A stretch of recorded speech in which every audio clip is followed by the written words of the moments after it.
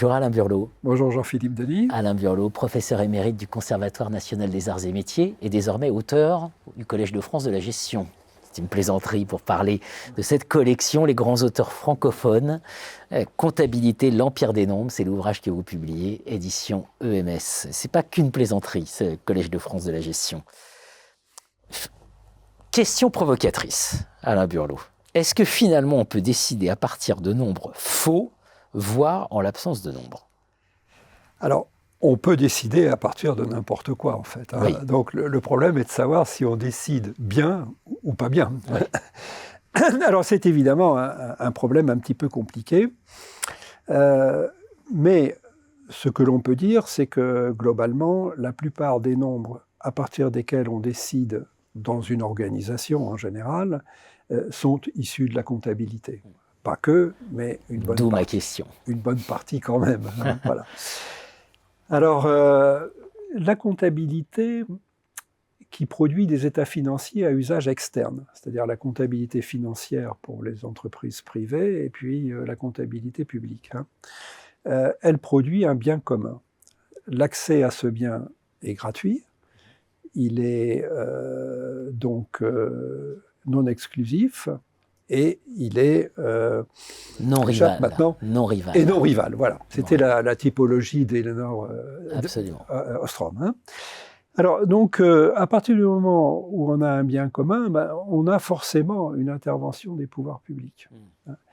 Et cette intervention, elle est assez ancienne, avec un mot, un terme qui est très important, c'est celui d'image fidèle, parce que ça donne toute sa légitimité à la discipline. Hein. Bien sûr. Alors le mot image fidèle, il est introduit en 1844 en Angleterre dans le Joint Stock Companies Act.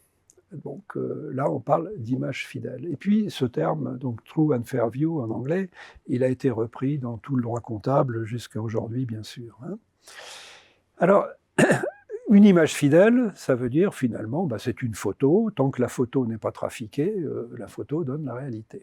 Mais il y a quand même un certain nombre de biais et qui sont soulignés depuis déjà pas mal de temps. Donc je citerai un aphorisme de Auguste de Theuff en 1937. C'est prodigieux. Voilà, je me permets de le lire parce que c'est magnifique. Je vais le lire à votre place. Place. Un bilan est inéluctablement faux, car ou bien l'on y porte les choses pour qu'elles ont coûté, et ce qu'elles ont coûté n'est généralement plus ce qu'elles valent, ou on prétend les porter pour ce qu'elles valent, et comment voulez-vous savoir ce que vaut une chose qu'on vendra on ne sait quand, ni comment, et peut-être qu'on ne vendra jamais. Voilà, ben voilà. Aujourd'hui, à l'heure de tous les débats sur les taux d'intérêt, de l'inflation, etc., c'est magnifique, et c'est toujours d'actualité. Ça pose des problèmes de fond pour la discipline. Hein.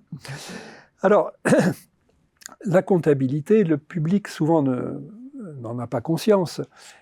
Elle a l'apparence de l'objectivité, mais elle s'appuie quand même aussi sur certaines doses de subjectivité. Par exemple, la règle de prudence. Alors la prudence n'est pas la même selon que c'est Dupont ou Durand. Hein. Les intentions, c'est-à-dire que selon l'intention que l'on a en ce qui concerne un actif, ça peut devenir une immobilisation ou un actif incorporel, ou un actif circulant, pardon. Il y a également, en dehors de l'intention, hein, le jugement professionnel. Bien sûr. Hein. Donc on a un certain nombre d'éléments qui introduisent de la subjectivité. Alors, s'agissant de la décision, la question est de savoir si c'est le nombre qui provoque la décision ou si le nombre vient légitimer une décision qui a déjà été prise. Et ça, on ne sait pas. C'est extrêmement difficile. Personne ne va vous dire « j'ai calculé tel ratio ». Le procès d'intention, parfois. Voilà, c'est extrêmement compliqué. Donc c'est très compliqué. Hein.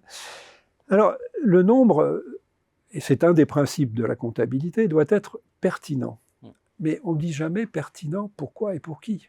Là aussi, ce qui est pertinent pour l'un n'est peut ne pas l'être du tout pour l'autre. C'est ce que j'aime beaucoup dans votre conclusion, enfin, au regard de ce point-là. Ce sont les conséquences qui tracent la frontière entre le vrai et le faux, le bon et le mauvais, le juste et l'injuste. Toutes les vérités ne sont pas bonnes à dire. Voilà. C'est parfaitement Merci. limpide. Merci Alain Burlot. Merci Jean-Philippe Zadi.